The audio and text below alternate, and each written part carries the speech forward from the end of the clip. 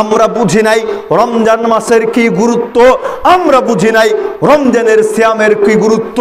লম্বা চওড়া হাদিস আল্লাহর নবী খুতবার মেম্বারে আরোহণ করতেছিলেন, আমিন আমিন বলতেছিলেন, সকলেরই জানা আছে। অতঃপর আল্লাহর নবী রহস্য উন্মোচন করলেন, কি কারণে তিনি আমিন বললেন। আল্লাহর নবী বললেন, মান আদরাকা রমাদান ফালাম ইয়াগফিরলা।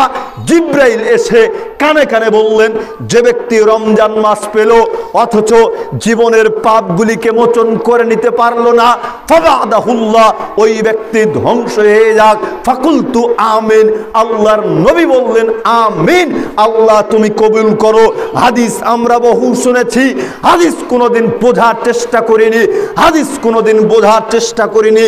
রমজান মাস পেয়েছি মানে যে কোনো মূল্যে জীবনের পাপ মোচন করে নিতেই হবে, মোচন করে নিতেই হবে। যদি মোচন করে নিতে না পারি, মোচন করে নিতে না পারি, তবে আল্লাহর নবী বললেন আমার জন্য আপনার জন্য ধ্বংস, আমার জন্য আপনার জন্য ধ্বংস।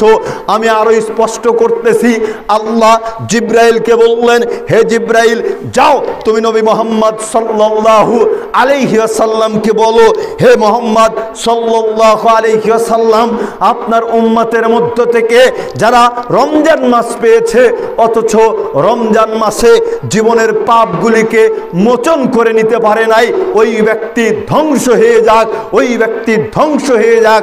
এবারে আল্লাহর নবী বলতেছেন, আল্লাহ তুমি ধ্বংস করে দাও তাদেরকে যারা রমজান মাস পেয়েছে অথচ জীবনের পাপগুলিকে মোচন করে নিতে পারে নাই। এই কারণে সম্মানিত উপস্থিতি, প্রতিযোগিতার সর্বোচ্চ জায়গায় নিজেকে নিয়োজিত করে এই রমজান মাসে আপ্রাণ চেষ্টা করতে হবে, যে কোনো মূল্যে জীবনের পাপগুলিকে মোচন করেই নিতে হবে, নিতেই হবে, নিতেই হবে। রমজান মাসে আল্লাহ সুবহানাহু ওয়া তাআলা বহু পদক্ষেপ গ্রহণ করেছেন, বহু পদক্ষেপ গ্রহণ করেছেন।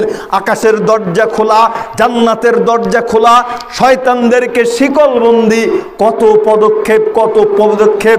রমজান মাসে সায়েম ব্যক্তিদের জন্য রাইয়ান নামক দরজা রেখেছে জান্নাতের মধ্যে, কত পদক্ষেপ, কত পদক্ষেপ। আমাকে আপনাকে আল্লাহ তাআলা ক্ষমা করার জন্য অসংখ্য প্রস্তুতি নিয়েছে। আর আমি আপনি কি প্রস্তুতি নিয়েছি? আমি আপনি ঘোড়ার ডিম প্রস্তুতি নিয়েছি। আমি আপনি চিন্তা করেছি কি আনারস বিকৃত করাই লাগবে, একটু বেশি দামে হলেও সিয়াম থাকতে পারি আর না পারি, ঠিক কিনা? কাজ আমাদের করতেই হবে, সিয়াম রাখি আর না রাখি। জি না, এমনটা করলে হবে না। আপনাকে কাজও করতে হবে, সিয়ামও পালন করতে হবে। কাজ ততটুকু পর্যন্ত করতে হবে যতটুকু পর্যন্ত কাজ করলে সিয়ামের কোনো ক্ষতি হবে না, যতটুকু পর্যন্ত কাজ করলে সিয়াম আপনি স্বাচ্ছন্দ্যে রাখতে পারবেন, ততটুকু পর্যন্ত কাজ করতে হবে, করতে হবে। সম্মানিত উপস্থিতি, ওই পয়েন্ট থেকে আসছিলাম, ঈমান নিয়ে সওয়াবের উদ্দেশ্যে কাজ করতে হবে।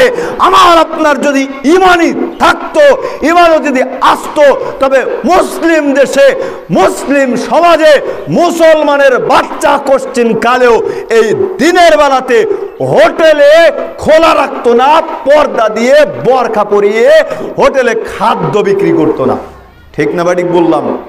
যদি ঈমানই থাকতো, ঈমানই থাকতো, তবে সিন্ডিকেট করে রমজান মাসে খাদ্যদ্রব্য পণ্যের দাম বৃদ্ধি করে দিতাম না।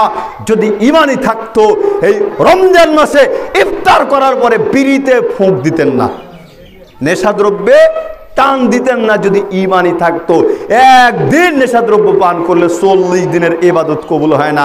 আর ওই মূর্খ বেয়াকুব করে কি, একেবারে ইফতার করার সাথে সাথে আগে সিপা সুপা খুঁজে, টয়লেটের টাঙ্কি খুঁজে, কোথায় গেলে নির্জনে বসে নেশাদ্রব্য পান করতে পারবে। আস্তাগফিরুল্লাহ ওয়া আতুবু ইলাইহি। সম্মানিত উপস্থিতি, রমজান মাসকে মূল্যায়ন করার চেষ্টা করুন, রমজান মাসকে মূল্যায়ন করার চেষ্টা করুন।